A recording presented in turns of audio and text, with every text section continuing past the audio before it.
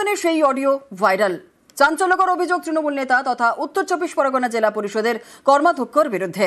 হুমকি দেবার অভিযোগ, তিনি অবশ্য মানতে নারাজ।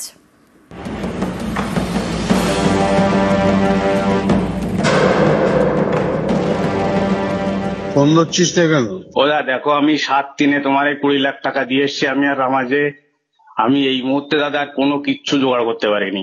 সেটা আসল জায়গায় কেলানি পড়লে ঠিক হয়ে যাবে। সেটা তো তুমি বলতেই পারো। তোলা আছে এভাবেই সোনার দোকানের মালিককে হুমকি।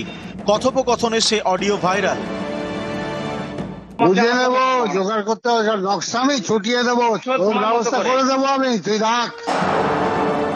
উত্তর 24 পরগনার মসলন্দপুর। এখানকার বাসিন্দা শ্যামল রায়।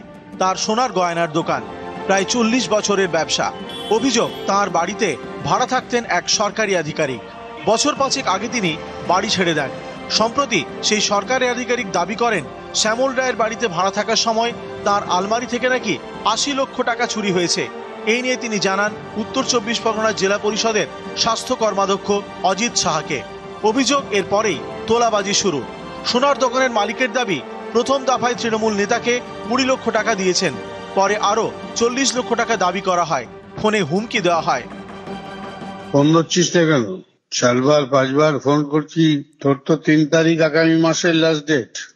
ওরা দেখো, আমি 7-3 তোমার 20 লাখ টাকা দিয়ে এসছি। আমি আর রামাজে আমি এই মুহূর্তে দাদা কোনো কিচ্ছু জোগাড় করতে পারিনি। ওসব কথায় কাজ হবে না। আমি একদম অপারক দাদা। পাচ্ছিস না? সেটা আসল জায়গায় কেলানি পড়লে ঠিক হয়ে যাবে। সেটা তো তুমি বলতেই পারো। টাকা না দিলে বুঝতে পারবি। আমি জোগাড় করতে পারছি না, আমি দিতে পারছি না। বুঝে নেবো, জোগাড় করতে হবে, নকশা আমি ছুটিয়ে দেবো, ব্যবস্থা করে দেবো আমি, তুই রাখ। সোনার দোকানের মালিকের দাবি, তাকে খুনের হুমকি দেওয়া হয়েছে। এই ঘটনায় তিনি আতঙ্কে। করোনা কালে আমার ঘরে 2020-তে এক বিএলআরও ভাড়া ছিল। 5 বছর পরে উনি এসে এখন আমার কাছে দাবি করছে 80 লাখ টাকা আলমারি থেকে ভেঙে নেওয়া হয়েছে। একটা মিথ্যা প্রলাপ দিয়ে আমাকে এটাকে চাপিয়ে দিয়েছে। আমার কর্মচারী ছেলেটাকে মারধর করে জোর করে অজিত বাবু মারধর করে 20 লাখ টাকা দিয়েছি। অজিত বাবুকে দিয়ে এসছি আমি তার বাড়িতে। বললো যে কোনো প্রশাসন না, আমরা যেটা বলবো সেটাই শেষ কথা। হুমকির কি আছে? প্রথম কথা হচ্ছে, যে ভদ্রলোক টাকা পাবে সেই ভদ্রলোকের টাকা ও চুরি করেছে। আমি যদি টাকা না নিই, 1 টাকা দেবো, 20 লক্ষ টাকা দিয়ে দিল।